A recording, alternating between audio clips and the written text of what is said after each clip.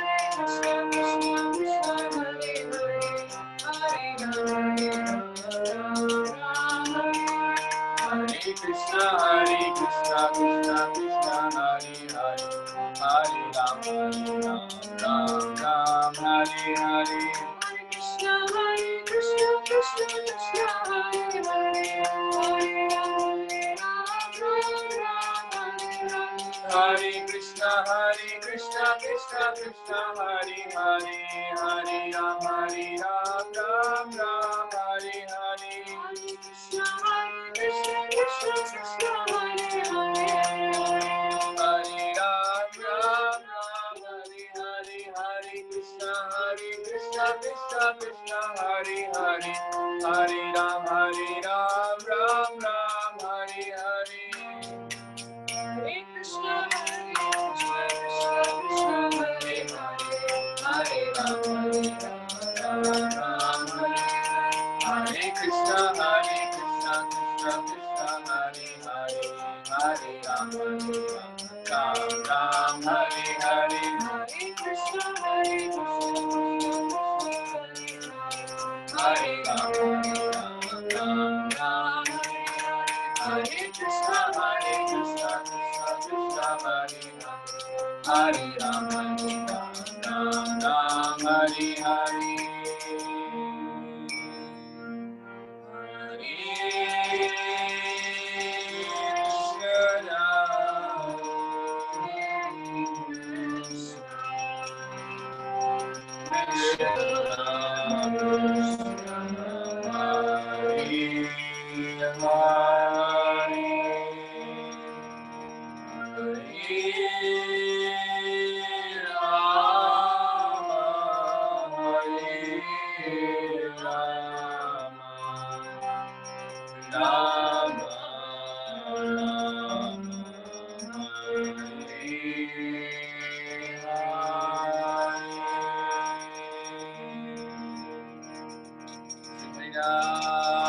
CAITANYA'S की जय, Bhaktivinoda Thakur की जय, Prabhupada की जय, समवेत गौर भक्तवृंद की जय।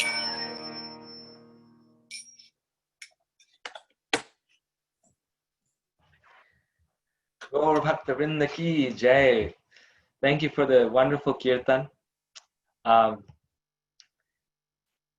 With us today is His Grace Shubhvilas Prabhu and his wife Manjuli Priya Mataji, Manjulali Priya Mataji. And I just want to tell a little bit to you about them.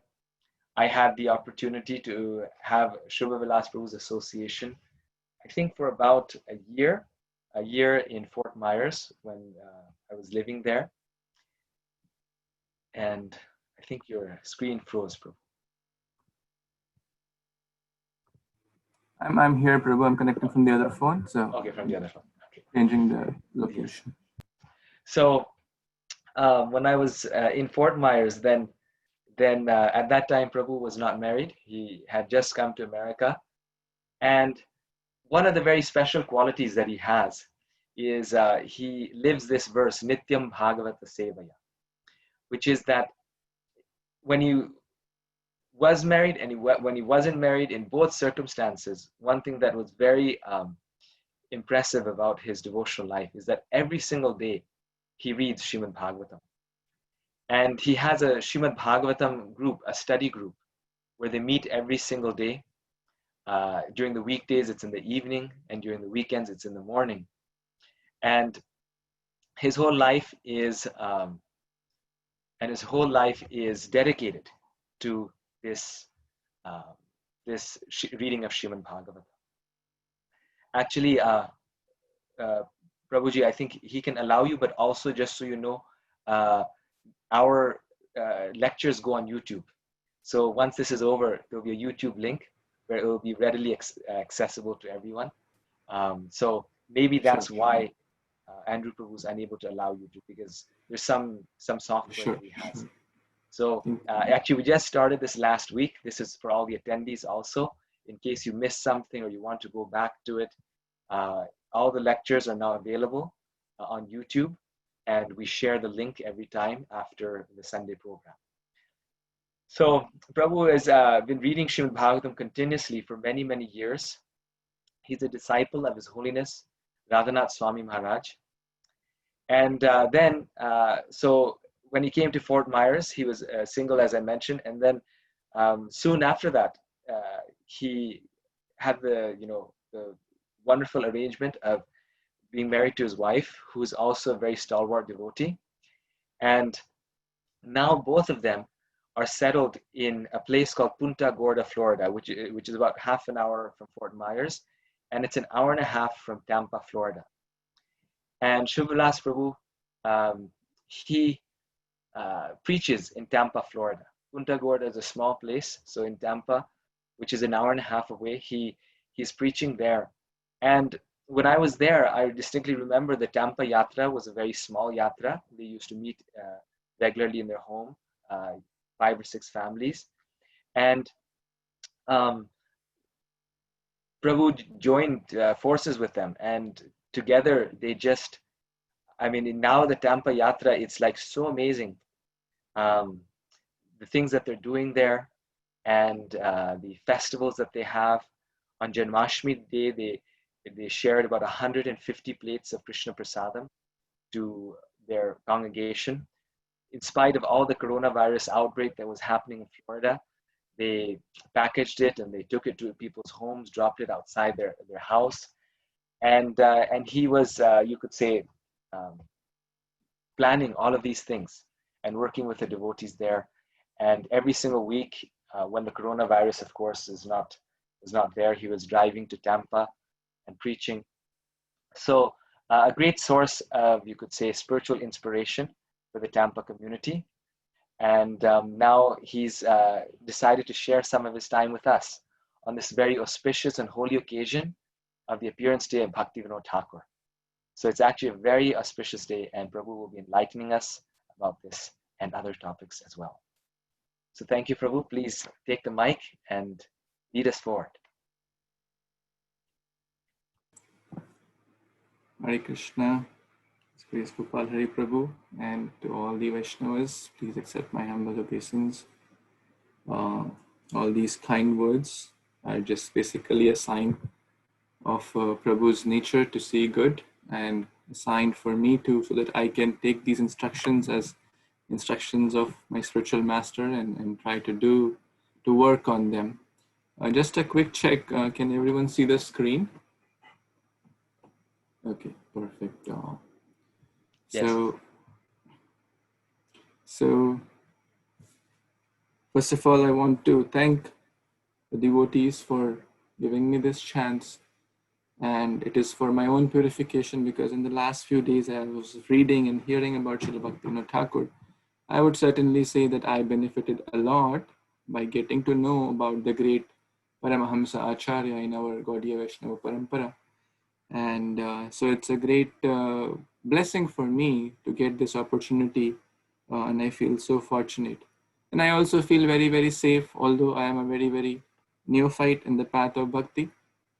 But all of you are like my elder brothers, sisters, who will correct if I make many mistakes. So I feel very safe in all of your company, who will correct me if I make any mistakes in my presentation, or if I speak something wrong, not aligned as per Guru Sadhu Shastra.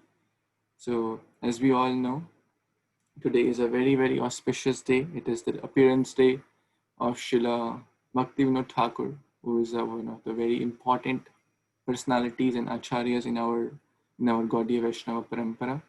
So I would like to seek all of your blessings so that we can read, hear, discuss something about this great personality and purify our consciousness, purify our heart, and take some inspirations, because we have heard a lot about Prahlad Maharaj, Dhruv Maharaj, Yudhishthir Maharaj, but one may say, well, these are, from the bygone ages, or from the previous yugas, or from the previous manvantaras. We want someone, practical. We are all grihasthas, most of us. We want someone practical. So Bhaktivinoda Thakur is a perfect example in the contemporary phase. 150 years back is still like kind of contemporary. We're not talking about some previous yugas. We're not talking about some previous kalpas or different planets or different Satyuga.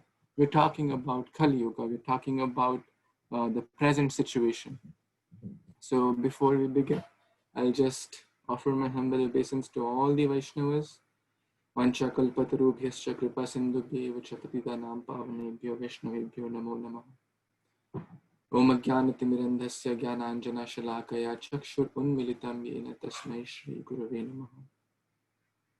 Gurave Gaurachandraya Radhikaya Tadalaya Krishnaya Krishna Bhaktaya Tadbhaktaya Namo Namaha. Mukam karoti vachalam pangum langyate girim Yatkripatamaham vande Shri Guru Dinatarinam Paramananda Madhavam Shri Chaitanya Ishwaram.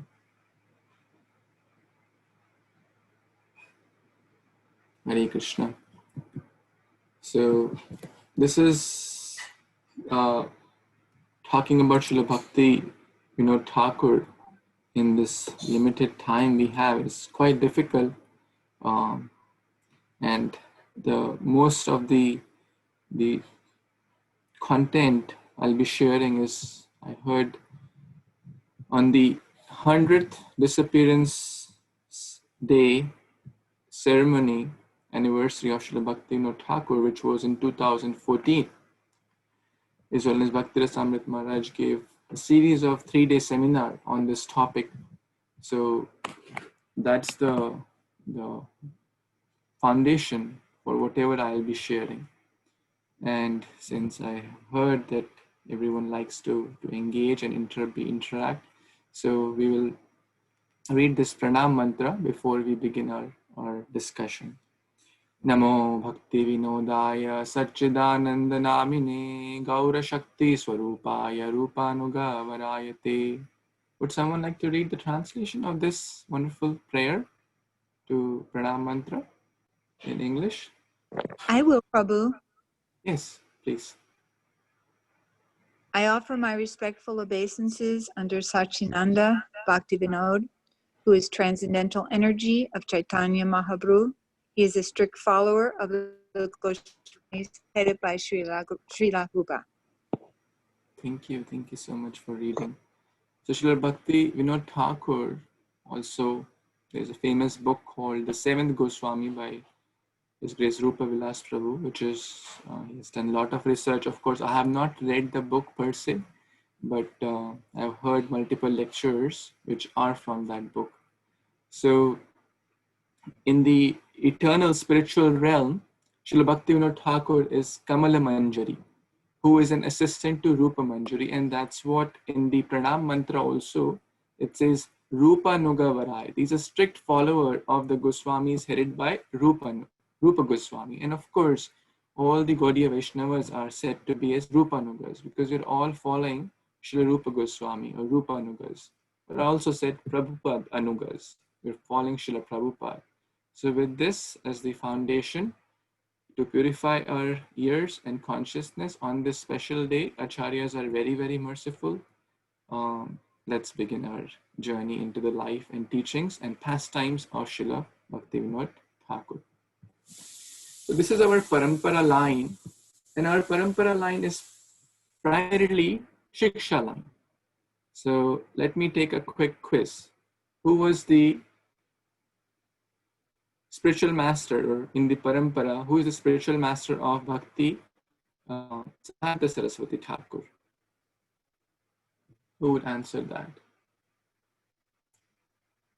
Who is the spiritual master of Bhakti? Siddhanta Saraswati Thakur. Gaur Kishore Das Babaji Maharaj. Very nice. Gaur Kishore Das Babaji Maharaj. And who is the spiritual master of Gaur Kishore Das Babaji Maharaj? Bhaktivinoda Thakur. Bhaktivinoda Thakur. Now a question is there, was Bhaktivinoda Thakur the Diksha Guru of Gaur Kishore Das Babaji Maharaj or Shiksha Guru of Gaur Kishore Das Babaji Maharaj?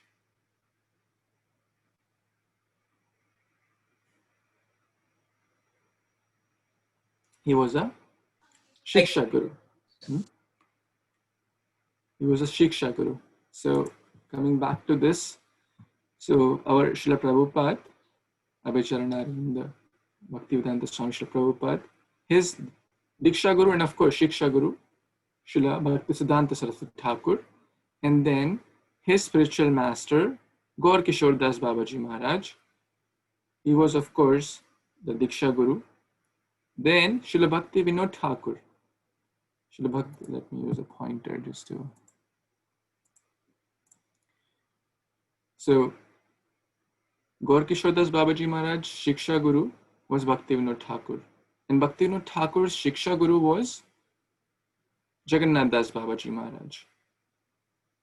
Bhaktivinoda Thakur's Diksha Guru was Vipin Bihari Goswami, who is in the line of Janava Mata. And Gaur Kishore Das Babaji Maharaj was the grand Diksha disciple of Jagannath Das Babaji Maharaj. Lot of names, sorry if it's too complex, but the point I want to convey here is that our line is primarily Shiksha line. So in 1838, the birth pastime of Srila Bhaktivinoda Thakur, the Acharyas don't take birth. He's an eternal Kamala Manjari, as we just discussed, the eternal servant of Srila Rupa Goswami, Rupa Manjari. But they come at the right times. Krishna says in Bhagavad Gita, Yada yada hi dharmasya glanir bhavati bharata vyutthanam adharmasya tadatmanam srajamyaham.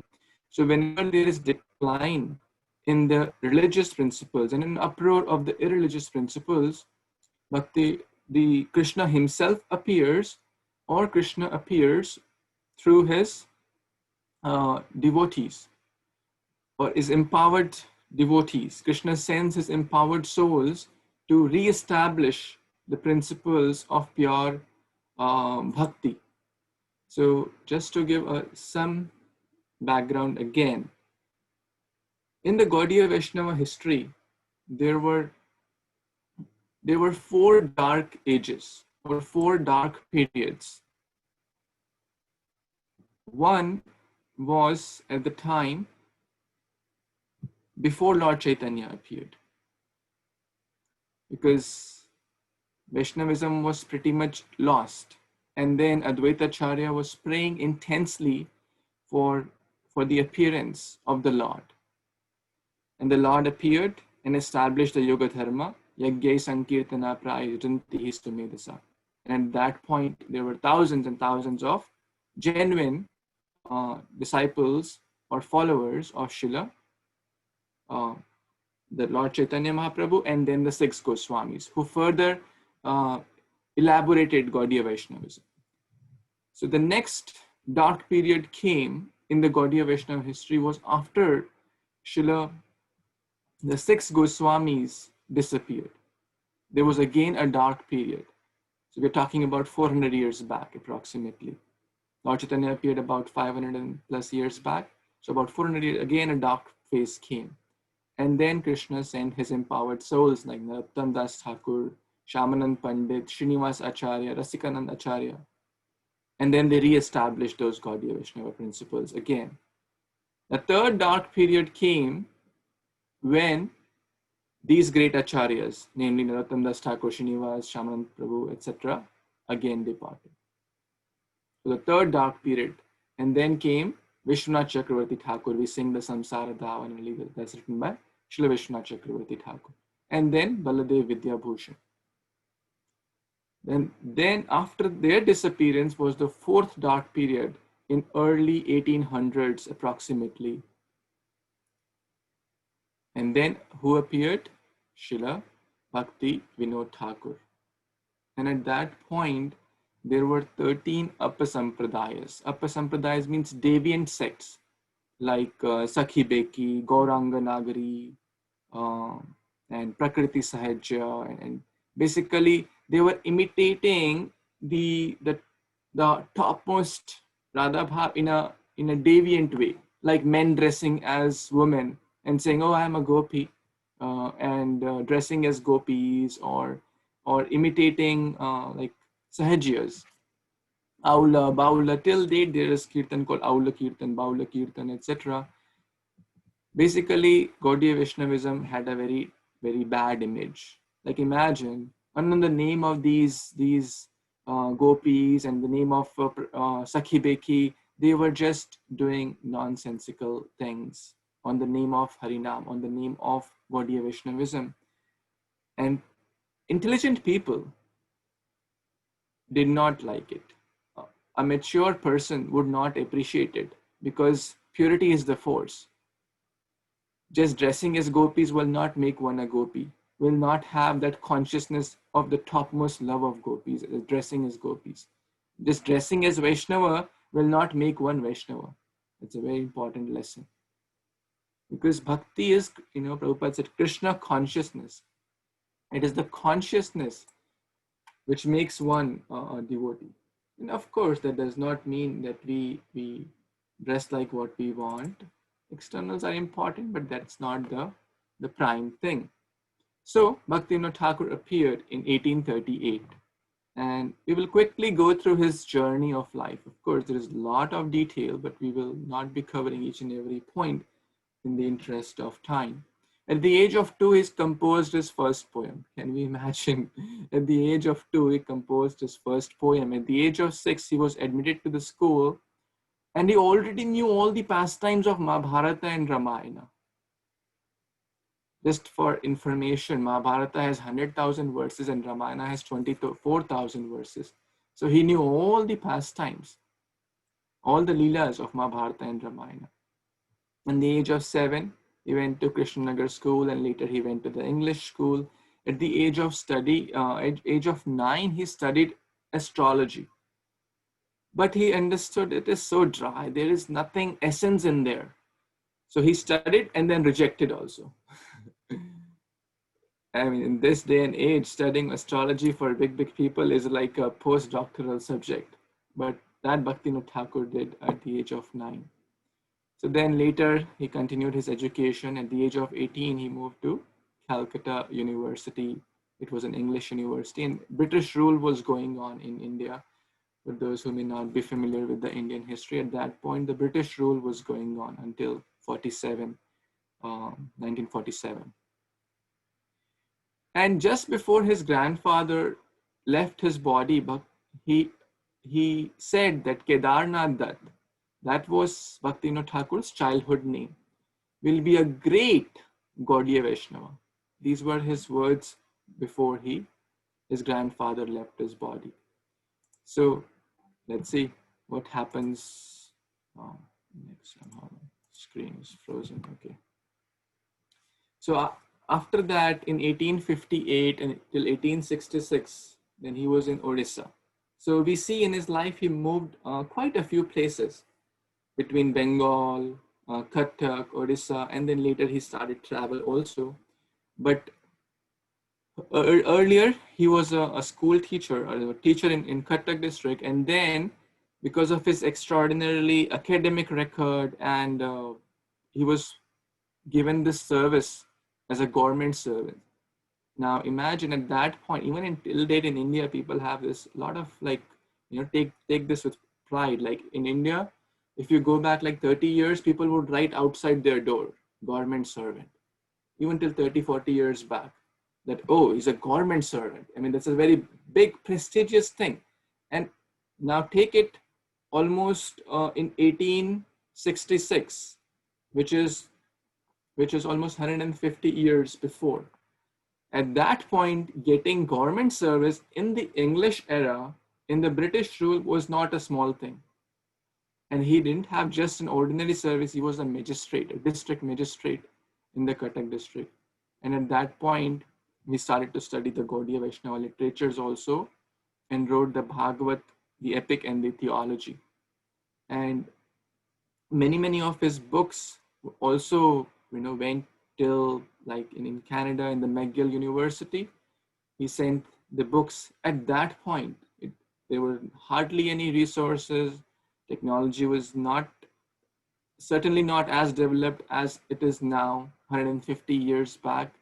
So, but Bhaktivinoda Thakur, exemplary life, exemplary devotee, exemplary employee, exemplary preacher, exemplary acharya, exemplary in reading, writing, sharing. We will study so many of his pastimes. And then 1874 was the birth year, the appearance of another great acharya, BIMALA PRASAD. That was the childhood name of Bhakti Siddhanta Saraswati Thakur. And that was also, and during this time, because of his extraordinary abilities and managerial skill, he was also given the tenure to be in the administration of Sri Mandir, or Jagannath Puri temple. So he did extraordinary services in Puri. I'm going to skip some pastimes in the interest of time, how he helped there was a pseudo gurus like Bishak Sain declaring himself as Mahavishnu and doing Rasa Leela and this, but ultimately there was a person called Ravan Shaw who was the authority in the Kathak, and he was an English person. He took help of Bhaktivinoda Thakur. So then the great lesson is that we should always have good contacts and favorable contacts with the people. We should not say, hey, you are non-devotee, you are a rascal, you are this, you are that, and I don't have anything to do with you. Because we need support from different kinds of people to run our Krishna conscious society. We need, and everyone is devotee. Even if someone is helping to make, like favorable, like giving some land or giving some permits to do Rath Yatra, etc. That's a great, they're also devotee in their own way. They're helping to spread the Lord Chaitanya's Sankirtan movement. Ultimately, Bhaktivinoda Thakur, put this person in jail, and there was a lot of opposition, but finally his hairs were chopped off, and then he died. And then Bhaktivinoda Thakur started to study Kedarnath, started to study the Gaudiya Vaishnava literatures, the Sat Sandarbhas of Jeev Goswami, the Chaitanya Charitamrita of Krishnadas Kaviraj Goswami, Govinda Bhashya, Bhakti Ratnakar, Bhakti Rasamrit Sindhu. He studied all this in great detail. And it's another great lesson. After studying, preaching is a now natural outcome. So he started the Bhagavad SAMSAD in the Orissa. So Srila His Grace Visheshika Prabhu mentioned that preaching is natural outflow of excess. So when we study nicely, when we read nicely, when we chant nicely, we will naturally feel inspired to share. Bhaktivinoda Thakur is sharing that. So he started. Of course, this picture is of Prabhupada. This is, but just to I like putting pictures along with the text, which it makes a difference, I feel. So preaching, and then later he had a tutor also, Gopinath Pandit. So another great lesson, which I feel that we should not feel, hey, I have not learned Kartal, and I'm 40 years old or I'm 50 years old. I don't know even how to play Kartal. It's fine if we have desire. Krishna will arrange it. Bhaktivinoda Thakur also was learning Sanskrit. He felt that I need to brush up my Sanskrit more, Vyakaran, etc., to grammar, to read better, understand better. So even at the age of almost like 40 years, he was learning. So that's a sign of in Gaudiya Vaishnavism that if you want to learn Mridanga, or if you want to learn cooking, if you want to learn singing, dancing, anything, which is connected to Krishna, why not? Why do we stop at any like 20 years, or we never don't need to stop? But at that point, there was a person named Raghunath Das Babaji. It is not Raghunath Das Goswami of the Shad Goswamis. That's in early, in 1600s. But this is another person who didn't like Bhaktivinoda Thakur and said that, hey, you don't have even Kantimala, you don't have even Vaishnav Tilak, and you are preaching Bhagavatam, you are speaking Bhagavad Katha. So at that point, that Bhaktivinoda Thakur didn't say anything. That's another great lesson, that no one feels that a Vaishnava never feels that, hey, you have offended me. But Krishna will take it seriously. Krishna will not like his devotees to be offended. So that Babaji, Raghunath Das Babaji, got serious illness. Very grave illness he got, and ultimately Lord Chaitanya appeared in his dream and told about the Vaishnava Aparadha which he had committed. So two lessons, that we should not judge others based on their externals. They may be not wearing Kantimala, or they may come to the temple in normal clothes, in shirt, pant, etc. But we should never judge a person on their externals. Krishna will never tolerate that. The devotee, as a devotee, we should tolerate if someone says something harsh to us. That's our test of humility. But Krishna will not tolerate that. I just want to do a time check, Prabhu. Actually, if I continue with this pace, I don't know where we will go. But so I'll have Prabhu, to. we started a little late. So you can go 15 minutes more than what we had. Okay. So go till until like 1 o'clock at least. Okay, then, sure. Thank you.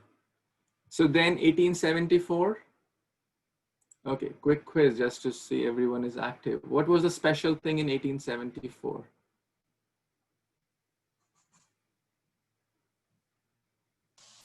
He became magistrate. I mean, Game magistrate he was before. yeah, Bimala Prasad born. Yes, Bimala Prasad was born. Bhakti Siddhanta Saraswati Thakur was born in 1874, and that was his last year as in the Bhaktivinoda Thakur's last year in the Jagannath Puri's temple's administration, and he did a lot of work. Of course, going in detail is not, you know, maybe some other day, but he did a lot of good management, good leadership to help the temple grow and outreach. In 1874, basically, he was transferred now. After Bimala Prasad's birth, he was transferred, but he continued his government service. In India, there is, even in US, I think there is like you may transfer from one company branch in, let's say, Indiana to Florida or New York. So same government service continued, but in Bengal. And in 1880, he began his travels. So it was the first time Bhakti Vinod Thakur, Kedarnath Datta, went to Vrindavan. And that was the first time he met his Shiksha Guru, Jagannath Das Babaji. And Jagannath Das Babaji gave him a Giridhari Shila. It is not very clear that it was the first meeting or some other meeting, but yes, Jagannath Das Babaji gave him a Giridhari Shila. This is the Shaligram Shila. In 1882, he moved to Calcutta and he built a home called Bhakti Bhavan. Then, during the construction of that special home, a deity of Kurmadev, the tortoise incarnation of the Lord, was found, and he gave it to Bimala Prasad, his son. He had 10 children.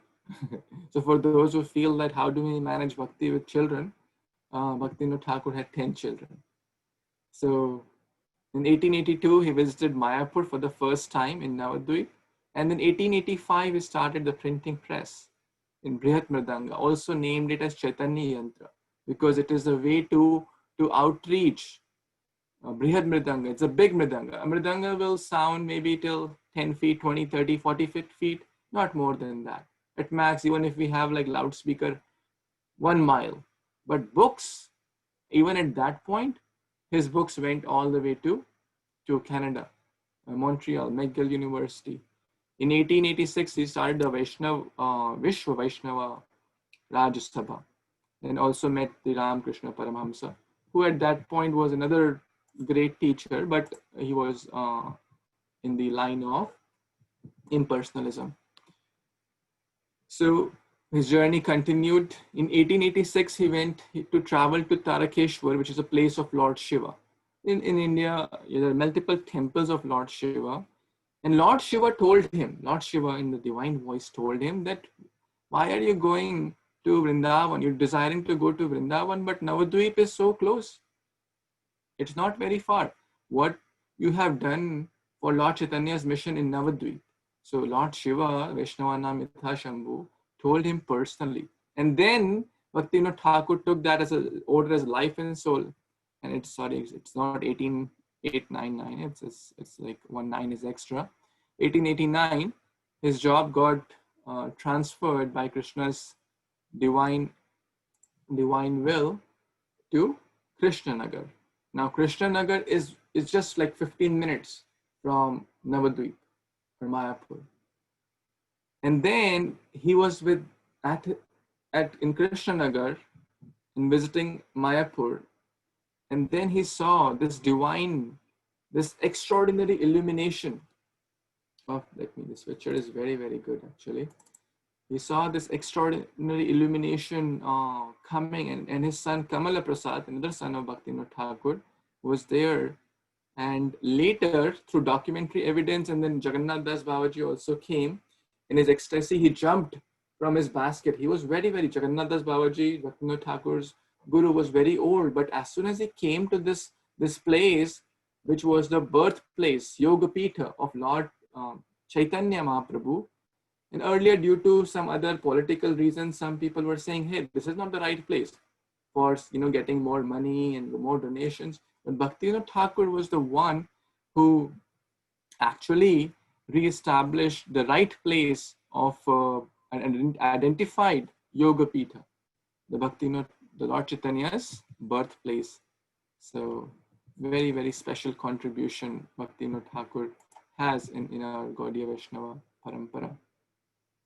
So in 1890, then he met the Lord in Godrum Dweep. As you know, that Mayapur, Navadweep means, Nava means 9, Dweep means island. It has 9 islands.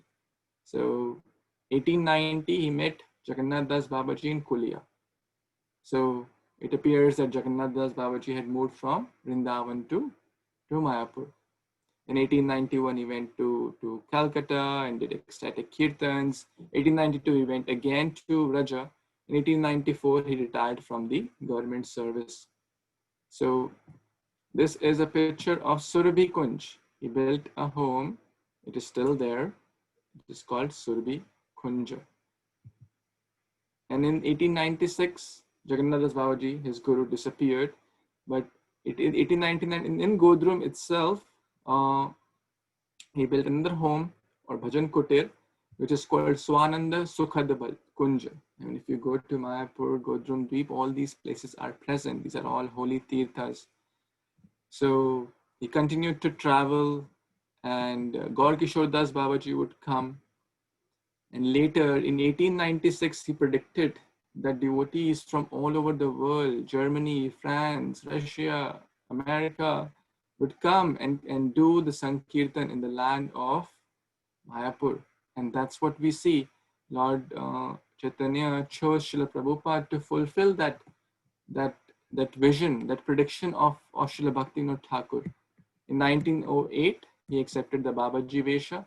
And in 1914, on the Tirobhav Tithi of Srila Gadadhar Pandit, who is an incarnation of Radharani, Bhaktivinoda Thakur winded up his pastimes. So this is a very, very brief kind of like discussion about his life, and let's now hear some leelas as well, because philosophy and numbers, I mean, I'm sorry if I confused you with a lot of dates, but I just thought to put it. It gives a perspective that we should also focus on timely retirement. Bhaktivinoda Thakur is teaching a lot. We should not work till the fag end of our life at 70 years or 75 years. Many people this day they die in office. So Bhaktivinoda Thakur showed how to take care of family, how to take care of his office and bhakti and sadhana, seva. During his tenure, he also showed that how an expert manager should be. So few qualities of Bhaktivinoda Thakur in expert managerial and leadership skill. So number one, strong devotional qualities. And that comes from good sadhana. Yasya, what's the word? Vasudeva Bhagavati Sarve Gunai Tatra Samasate Sura. All the divine qualities come in the person who has good sadhana, good seva attitude. So our chanting, reading, hearing will naturally lead to good devotional qualities. And then very, very kind and caring towards everyone. Everyone, because people have different backgrounds. He was dealing with the British, and he was also dealing with devotees. He was dealing with non-devotees. He was dealing with pseudo-gurus. But he would always inspire, following this mood of the Shad Goswamis. Dhir adhira priyajano. Gentle to the very kind to the gentle and the ruffians as well, always inspiring each and every one to grow more in Krishna consciousness. And he had expert management skills as well, and as a leader, he was able to inspire and encourage others. And His Holiness Radhanath Swami Maharaj recently gave a class in which he mentioned 3 things every devotee should take care. Number 1 is our own personal spiritual growth, our personal sadhana, our reading, our hearing, our chanting. Number 2 is the community. Every devotee, is living in a community, whether it's in Indiana, whether it's in Florida, whether it's in Delhi. So to nourish that community of devotees, it's like a family. And in family, there are always some miscommunication, even in our small family between husband and wife or children or parents. There could be miscommunication. There could be some misunderstanding. That doesn't mean we reject the family. We say, okay, now goodbye forever. We don't do like that. We try to sort it out through, and forgive and forget and continue moving. So even in our Vaishnava community, that's a very, very essential principle to continue to be part of solution, to continue to nourish and nurture each other, help each other. We all need each other to grow in Krishna consciousness. And then number 3 is to collectively to inspire new people, to grow this community so that we can grow our family of devotees and inspire more and more devotees to come. So that's what Srila Bhaktivinoda Thakur is showing by his example. Keeping Krishna as the center, balancing the family. He had 10 children. Vimala Prasad, this is the top left, Bhaktisiddhanta Saraswati Thakur. And 10 children, not an easy thing. He had a very highly reputed job. He was very great in his sadhana, and of course, sharing Bhagavatam, reaching out to others. So, epitome of humility. The government, built a railway track from Krishnanagar to Gudrum Dweep, to his home, so that he can, it will take less time for him to travel. It was personally, the only purpose of this track was so that Bhaktivinoda Thakur could easily go to the office. Now, who of us is in such a position that our employer will say, hey, here's a car which is exclusively dedicated to you, and here's a driver, he'll come to your home and pick you up and bring you to your office so that you can focus that journey time and make it more easier for you. And now getting car is still, maybe some may have, but getting a railway track, it's not a easy thing. Now there's a very nice story. This track was there, time passed by, and many people started to use this train because it's a train. Many people, and Indian trains, how they work. You may have at least seen some videos or like how they're overpacked. So one time the train was overpacked and Bhaktivinoda Thakur had no place to kind of sit properly. And keep in mind, this is train which is designed, which is specifically done for him so that he can easily do his duties. And the cases which other people would solve in hours and hours, Bhaktivinoda Thakur as a magistrate would in just 15-20 minutes solve a case, which would take others hours to solve. So the train was fully packed. And what did Bhaktivinoda Thakur do? He just sat down on the surface of the train, on the floor of the train. Just imagine. He didn't say, like, I was just thinking, what an ordinary person or a person who is puffed up with false ego like me would do. He'll say, hey, do you know, by the way, you're all taken these seats. Why did the government start this train? It is for me, and you have taken all the seats, and you're not giving such a respectable person like me who is the cause of this train being started. And you are all taken, at least have some respect, some sense. He didn't say all that. He's an epitome of humility. Just sat down on the floor. I was so amazed with this wonderful lesson. Another sweet pastime. Bhaktivinoda Thakur was one time with his son, Srila Vimala Prasad, Bhaktisiddhanta Saraswati Thakur, and suddenly he just collapsed. Bhaktivinoda Thakur just collapsed, and Bhaktisiddhanta Thakur could not understand what is this going on. And after about 10-15 minutes, then he came back in his consciousnus and he asked, oh Father, what happened? He said, well, demigods had called me to explain this verse 9.30 of Bhagavad Gita, Apicheta Duracharo. So we're talking about the eternal Kamal Manjari. We're not talking about some ordinary person. So even demigods had invited in the upper planetary systems Srila Bhaktivinoda Thakur to explain this topic of Bhagavad Gita. So I really like this pastime. Look at the writings of Srila Bhaktivinoda Thakur. He wrote more than 100 books. There's not one song. There's like Sharanagati, which has many, many songs. Gitavali, which has many, many songs. He didn't write one song. We would appreciate that when we try to write one article. It will take us weeks to write one article. What to speak of writing, reading Srila Prabhupada's books, reading these books is a very big ordeal for us. These are just some of the books he wrote, some of the commentaries he wrote, some of the songs, a series of songs he wrote. And we already covered this, like how there was people were kind of totally, Gaudiya Vaishnavis had taken a dark turn before the arrival of Bhaktivinoda Thakur, but Bhaktivinoda Thakur completely revolutionized that. Maybe someone can read the schedule of Srila Bhaktivinoda Thakur. Would someone like to read the schedule? This is really inspiring. Anyone? Prabhuji, I'll read. It'll be good for me. It'll make me more scheduled. So his time, 8 to 10 p.m., rest for 2 hours. 10 p.m. to 4 a.m., right. 4 a.m. to 4:30, rest.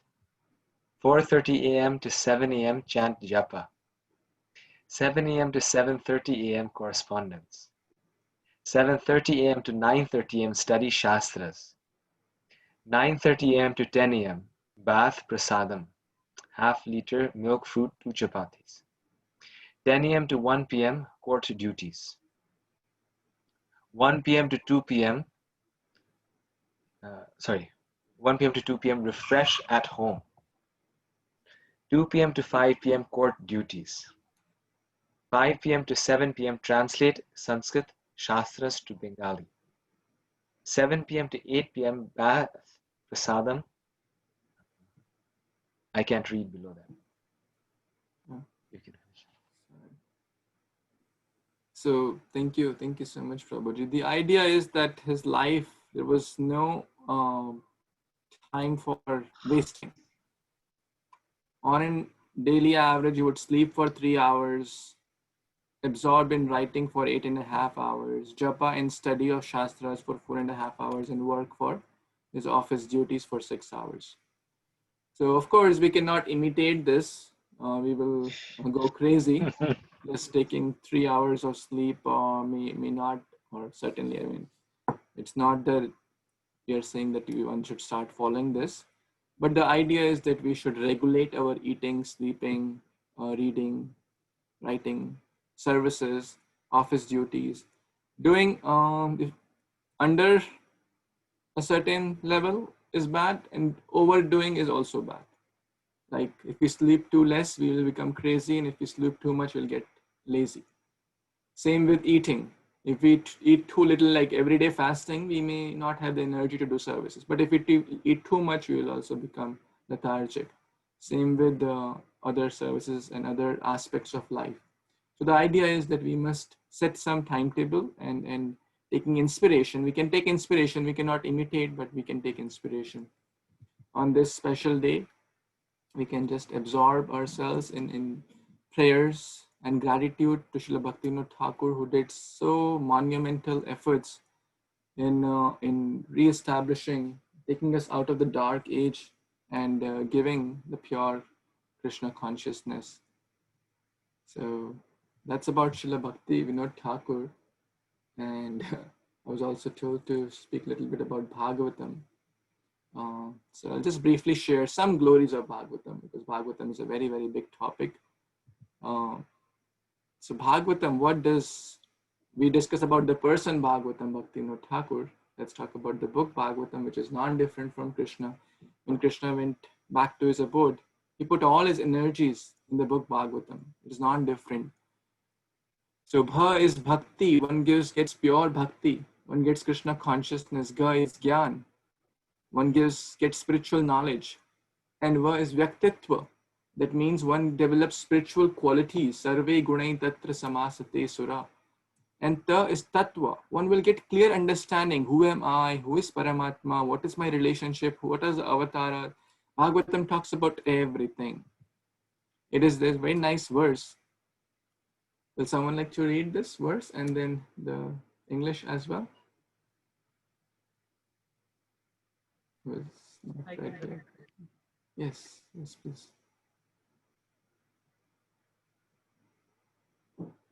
So it is saying, Tulsi Kannam Yatra Yatra Pada Banani Cha Punya Pathanam Yatra Tatra Sannito Hari. Whenever there is an abundance of the Tulsi plants growing, wherever there is an abundance of the lotus is growing, and wherever Srimad Bhagavatam is being narrated, Lord Krishna himself is personally present. Wow. So wherever Srimad Bhagavatam is being narrated, heard, or kept, Lord Krishna is personally present. The book Bhagavatam and personality Bhagavatam are non-different if we approach with the right consciousness. A person who regularly hears or recites Bhagavatam delivers the forefathers of his wife, mother, and father. What could be a better gift to your wife, husband, or mother or father? If someone asks, what did you give to me? If your mother, father asks, okay, if you say, okay, I'm reading Bhagavatam. There's no better gift. Other gifts, okay, we're fine, giving some gadgets, giving some stuff. But this is the real gift we can give to anyone. Just by reading, they're getting so much benefit. We are getting so much benefit. It's another glories, especially for children. His Grace Vaisheshika Prabhu says, from reading and hearing Srimad Bhagavatam, children gain spiritual education that helps them to make the right moral decisions, spiritual decisions when faced with tough choices. And who could be a better example than Gopalari Prabhu, who is right amongst us. Their mother taught them Srimad Bhagavatam from the very young age, and we see them as such nice exemplary devotees in every aspect of life. So it really helps to make those right decisions, to build our character, other than engaging children with gadgets. And Bhagavatam is the best gift. Another quote by Srila Shishika Prabhu, that because Srimad Bhagavatam is directly Krishna himself, our founder Acharya, brought Bhagavatam to America, he brought nothing else. Prabhupada didn't come himself. Prabhupada said, oh, Bhagavatam is going, I'm just a carrier. I'm just a servant of the Bhagavatam. He only had like trunk loads of Srimad Bhagavatam because he knew that there is no greater wealth on this planet. And there is no wealthier family than the family that keeps Bhagavatam in their home. So this is what someone keeps there in home. What to speak of someone who regularly reads and recites with their friends, family members.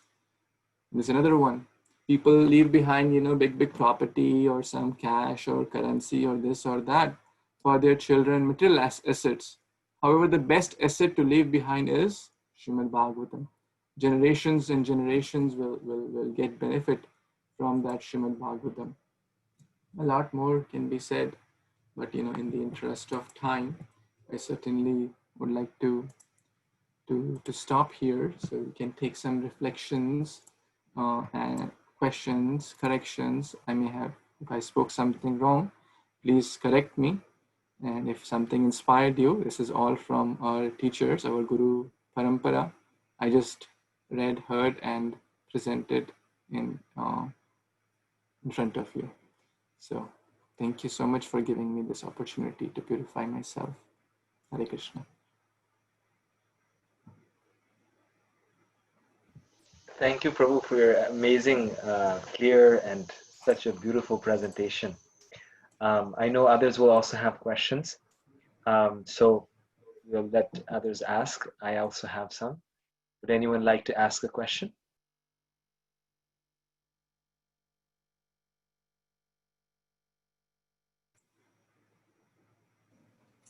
Hare Krishna, Prabhu. It is lovely to hear you speak today.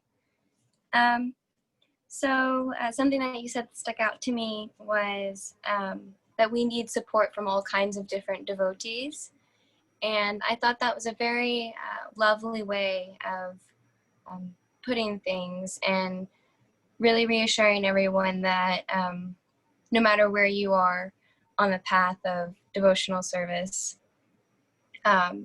your role still matters to someone. So I was wondering, I was surprised to learn that most of the line was through Shiksha gurus.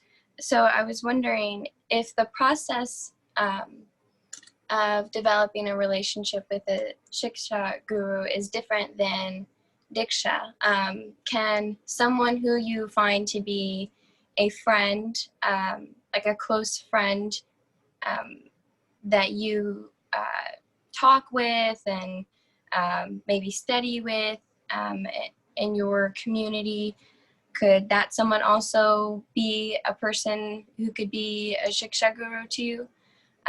So thank you so much for the very informational talk today. Hare Krishna. Thank you so much on your reflection. Yes, absolutely, we need community of devotees. We need devotees at all levels. Some who are equal to us, some who are senior to us, some who take inspiration from us. We need at every level, we need. If we don't have that right balance, then we will feel ourselves isolated. And you know, when the maya of tiger, when the tiger is hunting a deer, which deer will it grab first? The deer which is isolated from the herd. So that the tiger of maya, if we are isolated from the rest of the devotees, then we will be caught up by the tiger of maya. And we will be going away from the rest of the group of devotees. So very important point you make. So yes, we should always have a good association to always keep inspiring us. And to your next point, yes, Shiksha Guru is someone who is senior to us in bhakti, who is himself or herself practicing Krishna consciousness nicely, and leading a balanced life with maturity, and following the principles of Krishna consciousness, that one may not be a pure devotee, but one is sincerely trying to be a pure devotee. And one is, at least one can say that one is stable in one's in one's Krishna consciousness. So yes, to those devotees, it could be your, senior god sister. It could be your someone in your community whom you derive inspiration from.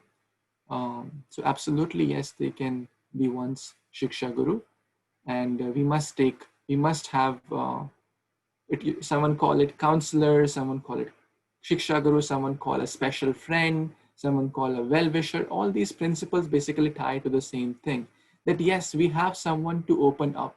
As Rupa Goswami says, Bhuyam Akhyati Prichati. Because we all go through our ups and downs in material life as well as in spiritual life. Sometimes we feel very energetic in bhakti and sometimes we are quite low in bhakti. I'm talking about myself. Then we need someone who can help us, whom we can openly, if I have some difficulty, it will not be discussed in the Bhagavatam class in front of 50 people, but I must discuss it so I can overcome those challenges. And that discussion is Guhyam. Guhyam means it's confidential. It's not a Bhagavatam class in front of 20 other people. It's one-to-one, more guidance. With the Diksha Guru, in most situations, it may not be possible. We will not call our Diksha Guru, that Guru Maharaj, what should I do now? They may have hundreds or thousands of disciples to take care. So in our ISKCON society, so we must have one or two close friends, counselors, mentors, Shiksha Gurus, whatever. And it's absolutely, we all need them, irrespective of wherever in our spiritual journey we are.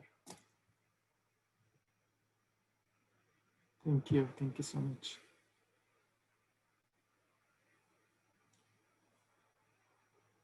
Okay, any other, or I don't know how we're doing with the time. Any reflections, corrections, questions?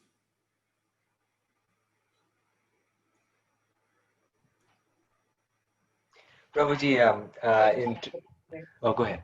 Go ahead. Okay. I mean, I don't have any question. I just wanted to say, like, Prabhuji mentioned lots of things about Bhaktivinoda Thakur from his childhood and gave the sons also. I mean, sons in the sense like the timings of all these things. I have only one short, small question that you mentioned Mr. Ghosh somewhere while you were presenting the presentation. So who is that? I mean, definitely like he has some relation with Bhaktivinoda Thakur, but I don't know, like before that I did not heard that his name, Mr. Ghosh. You mentioned in your first or second slide, I guess, around like 1938 to 1838 to 1858, between this time. He was mentioned there. Sorry, Prabhu, I'm not sure if I understood your question correctly. So 1838 to 18... You mentioned one name in your slide related to Bhaktivinoda Thakur, Mr. Ghosh. So I don't know, like, who is he? Can you explain? Yes. We passed a few things a little quicker because of the time. So his name was is mentioned here in when he was in Godrum Dweep. His name is referred as Ghosh. Yes, Shishir Kumar Ghosh, 1891. This Bhaktivinoda Thakur met him in Calcutta, and he was the person who named Bhaktivinoda Thakur the seventh Goswami because of the enormous works which Bhaktivinoda Thakur had done. So if we go back to the Shad Goswamis, the few main things which they were told by Lord Chaitanya is to excavate the holy places, to write books, and to preach by their example. And exactly that's what Bhaktivinoda Thakur did. He excavated the holy places, like Lord Chaitanya's birthplace, Yogapitha.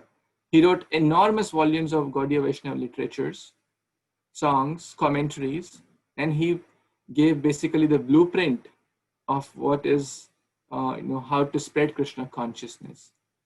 So, and I feel that all of us should also take that inspiration.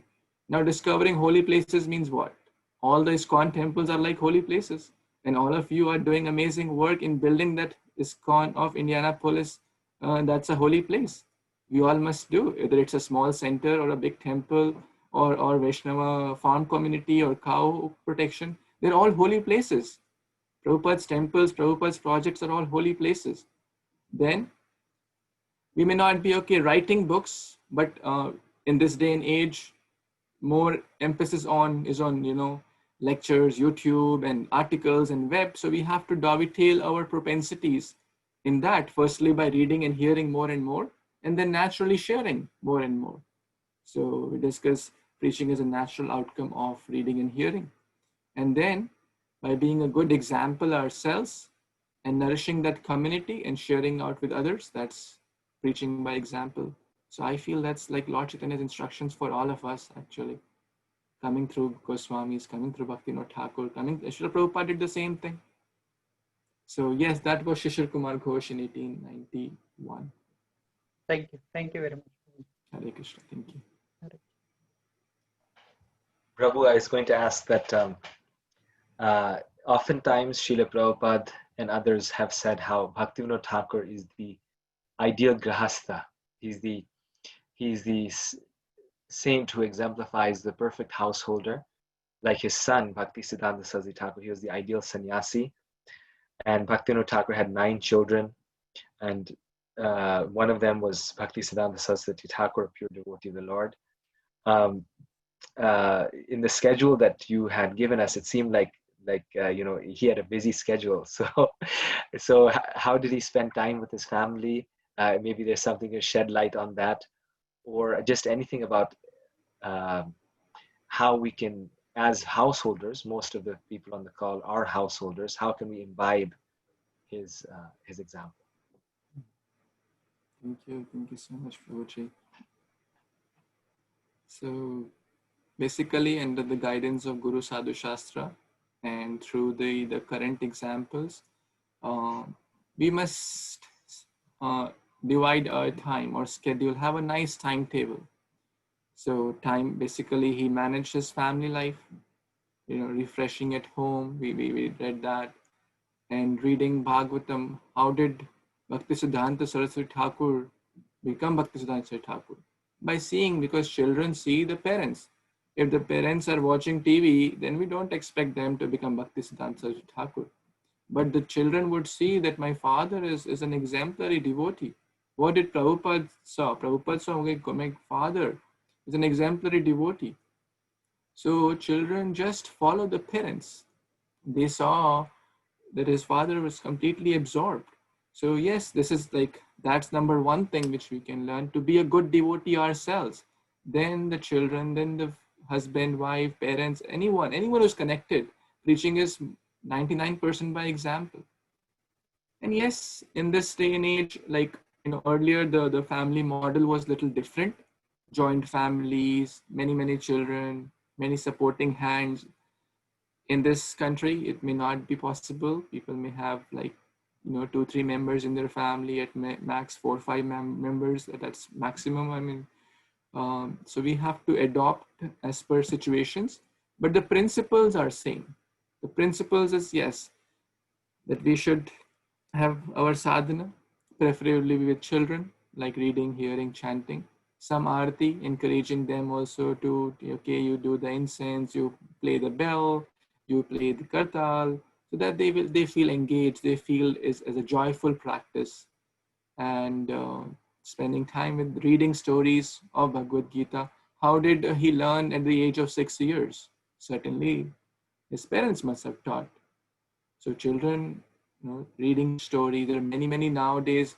Now your mother is such a great example. There are books for children to easily understand Bhagavatam, because they may not be able to understand the traditional one, or because it is the vocabulary and it may be too much for them to comprehend.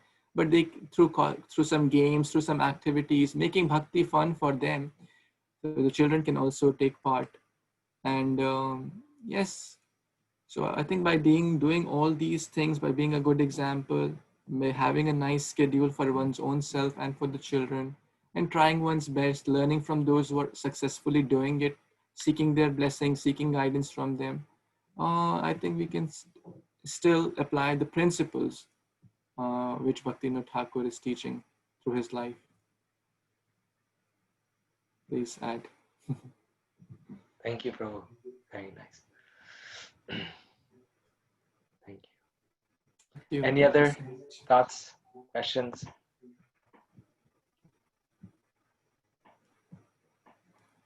So I see wonderful devotees, and I think at this time and in the phase, in the corona situation, so the physical meetings have pretty much stopped in most temples across the world.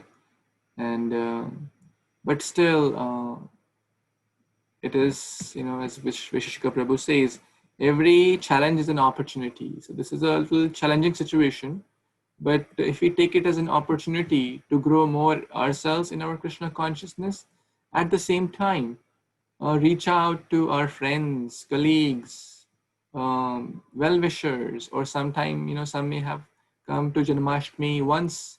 I'm sure we must be having like databases in an organized way. If we coordinate our efforts, join our hands, you will see, we all will see wonderful efforts, wonderful results by the mercy of Lord Chaitanya, by the mercy of Bhaktivinoda Thakur.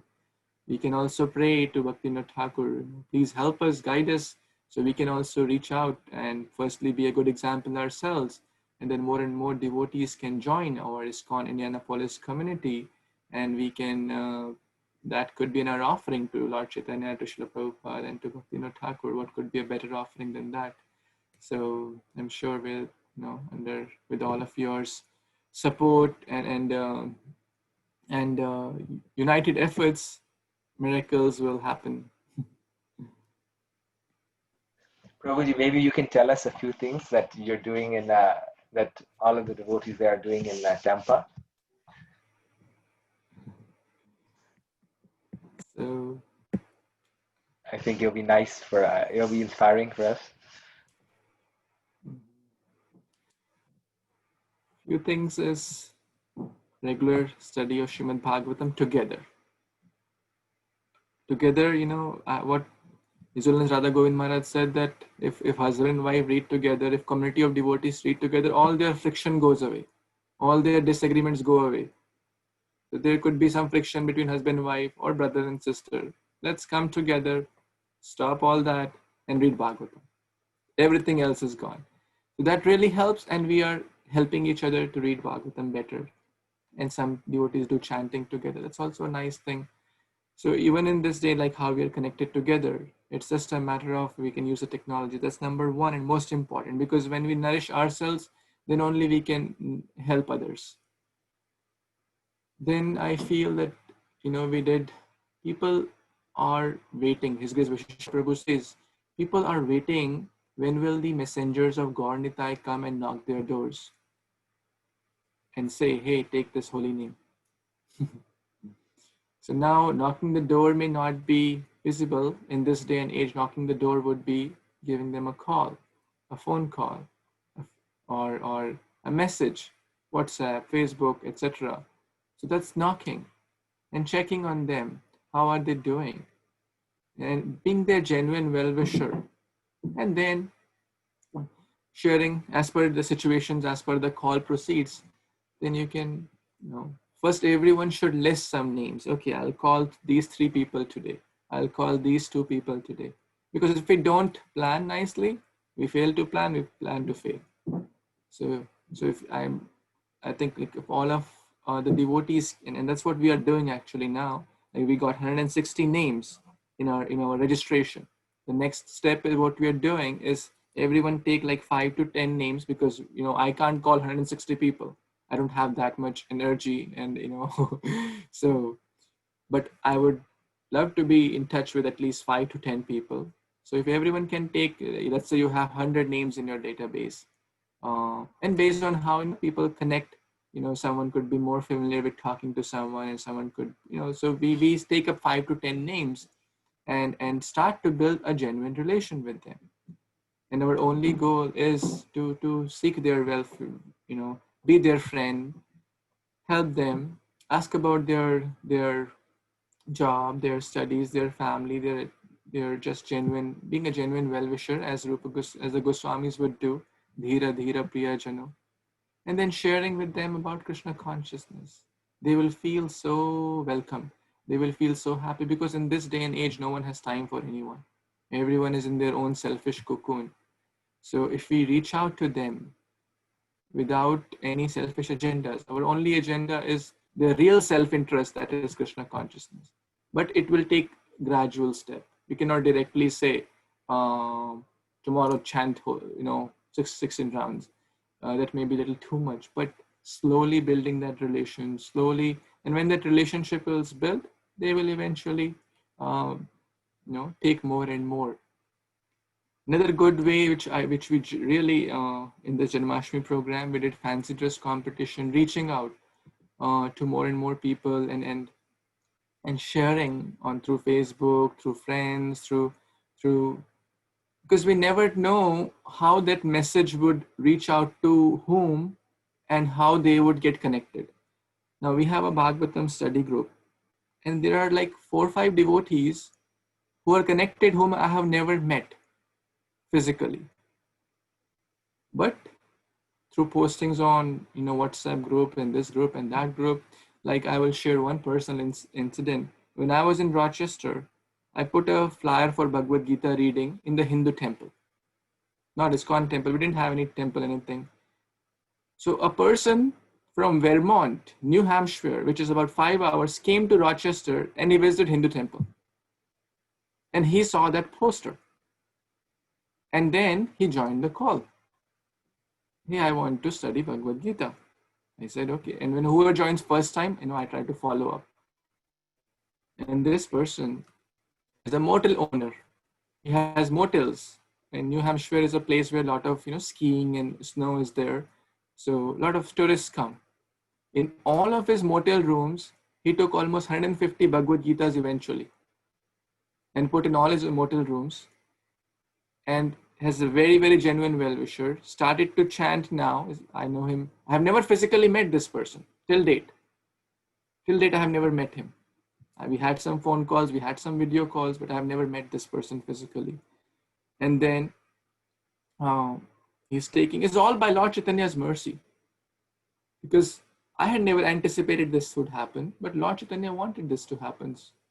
But we have to do our part, whether it is through calling, through messages, through reaching out in different ways. This person now is, coming regularly in Bhagavatam, is chanting, his family is chanting, and very, very now, pretty much, one can say regular ISKCON follower, and very, good donator also, and in every ways. And this is just one example. There are many, many such stories. So our job, our service is to just do our part, being an instrument. Lord Chaitanya will take care of the rest. Who am I to bring anyone to Krishna consciousness? Lord Chaitanya wants, that person will come. But did I do my part? That's what I have to see. If I'm doing my part, taking care of my sadhana, taking care of my family, my office, my health, and my preaching also. That should also be an element of our schedule. And why do we preach? We don't preach to purify others. We preach to purify our own self. Like, I'm so grateful that you gave me this chance. I had never heard about Bhaktivinoda Thakur so much as I heard in the last 5 days. So you gave me opportunity to purify myself. And I am getting chance to further share, which is again purifying myself. So that's the whole objective of our outreach, to purify my own self. And then someone would ask, hey, you're distributing this Bhagavad. By the way, do you read it? Can you tell me about this? Then it will go deeper. It will go deeper. Well, I should study also nicely as I'm distributing Bhagavad Gita. I'm telling others, get up in the morning early and chant. I should also do that nicely. Because, a genuine person will have that sense that if I'm sharing something, I must follow it. So we are doing this for our own purification, and preaching is also an element of sadhana in that way. So these are some of the thoughts. Sorry if I went over time. Please. No, this is very nice, Prabhu. Very actually inspiring. And we got some very wonderful pointers. And just hearing about Bhaktivinoda Thakur was also very purifying. So I'm sure for you preparing it was, but for us hearing it, both the speaker, like they say, both the speaker and the listener get purified by this. Thank you so much for sharing your realizations with us. This has been recorded on YouTube, and with the Zoom world, not everyone's schedule matches with the schedule of the speaker and the program, but many more people will be hearing it on YouTube. Many people will be taking advantage of what you gave us today. It was very inspiring personally for me. Very, very wonderful. So now I'll unmute everyone, and or everyone can unmute themselves, and we can all give Prabhu a very loud Hari Bol, 3 very loud Hari Bols. Hari Bol! Hari Bol! Hari Bol! People. Thank you, Prabhuji. Thank you.